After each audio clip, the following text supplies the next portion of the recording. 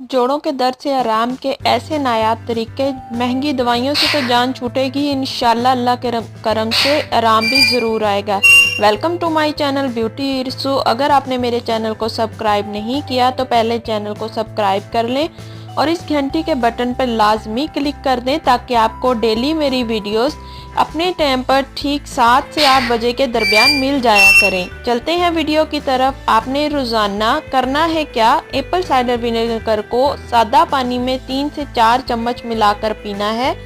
इससे आपके cholesterol level जो है यूरिन के ज़रिए निकल जाएगा और जो लेवल नीचे आ जाएगा, जो दर्द का सबब बनता है। कोलेस्ट्रॉल से ही घुटनों में दर्द होता है। और डेली आपने एक सेब खाना है। सेब में ऐसे मौलिक एसिड होते हैं जो आपके दर्द को कम कर देते हैं, कोलेस्ट्रॉल को कम कर देते हैं।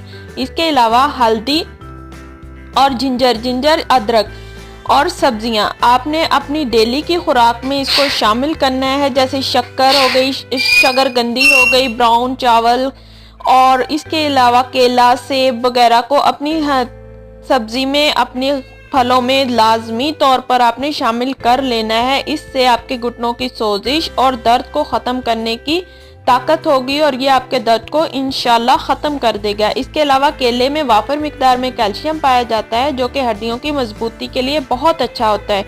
इसको भी खुराक का हिस्सा बनाएं। इंशाल्लाह ताला इन टोटकों पर अमल करने से आपको बहुत हद तक फ़र्क पड़ेगा और इनके मुसलसल इस्तेमाल से आपके घुटनों के दर्द के साथ साथ महंगी दवाइयों और डॉक्टरों की महंगी फीसों और उनके खर्चों से भी जान छूट जाएगी और इंशाल्लाह अल्लाह के करम से आपके घुटनों का दर्द लाजमी ख़त्म हो जाएगा इन टोटकों पर अमल करने से।